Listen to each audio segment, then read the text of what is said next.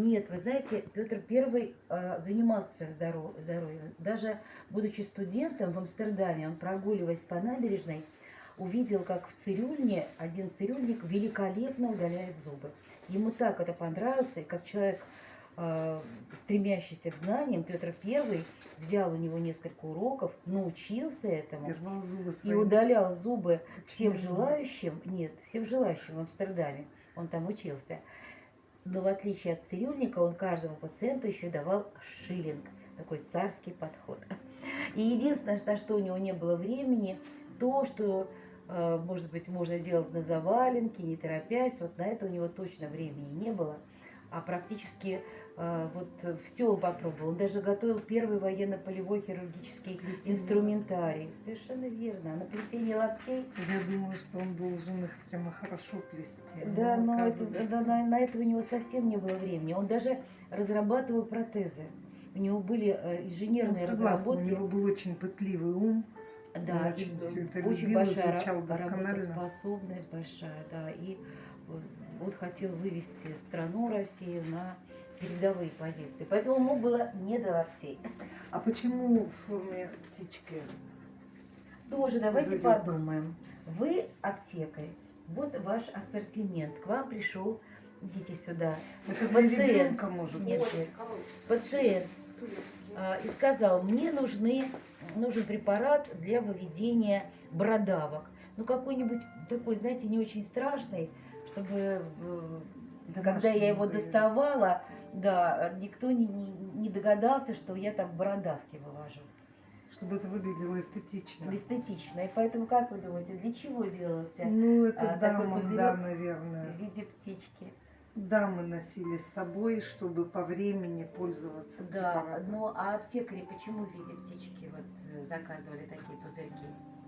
Чтобы вот этот страшный препарат у них стоял в уголке или его почаще покупали? Чтобы почаще, конечно же, брали Все, красиво. тогда смотрим вопрос квиза.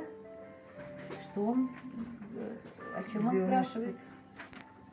Да, в каких случаях Так, покупали, подождите, да, в каких? покупали птичку? Где птичка? Так, это. Да, найдите склянку.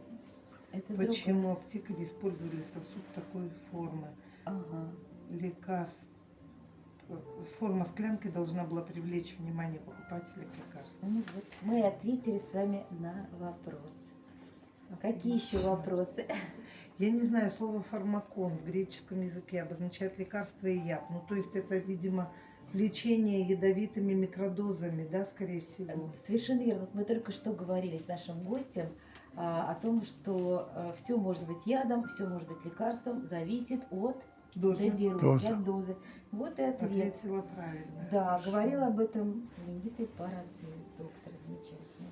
Кстати, большой тоже Какие исследователь и заболевания бессеребренник. лечили с помощью?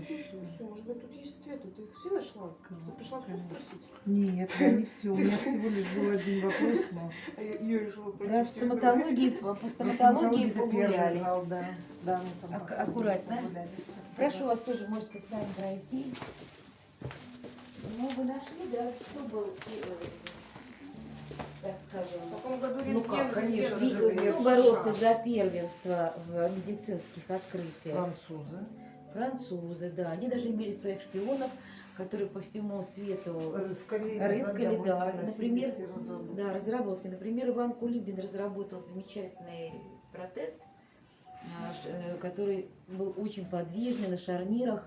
Этот протез был передан офицеру, штурмовавшему крепость Очаков, потерявшему ногу при штурме этой крепости. Для него, и он очень любил танцевать, этот офицер. И вот Иван Кулибин разработал специально для него этот протез, чтобы он мог вернуться к полноценной жизни, что офицер и сделал, когда свыкся с этим протезом, привык ходить на нем и танцевать, и был очень-очень рад. Но эту разработку французы у Ивана Кулибина украли и выдали, и продали Наполеону в 1812 году. Ну, а здесь я бы обратила ваше внимание на два рентгенаппарата. Да. Один из них открытого типа есть только у нас в музее и в музее Латвии. Вы знаете, что аппарат открытого типа был сконструирован самим Вильгельмом Рентгеном после открытия им Х-лучей в 1895 году.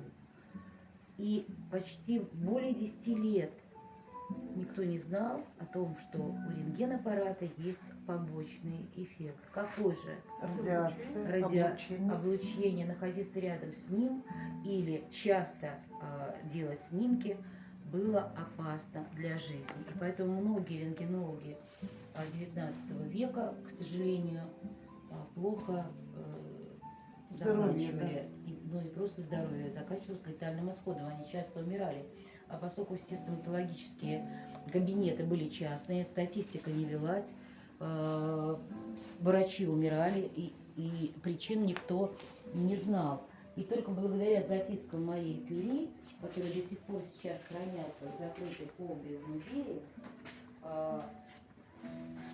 где она описала, почему она умирает, почему умер ее муж, только тогда забили тревогу и стали помещать рентгенаппараты вот в такие защитные коврики, которые помимо основных, да, самая главная защита это была свинцовая коробка внутри.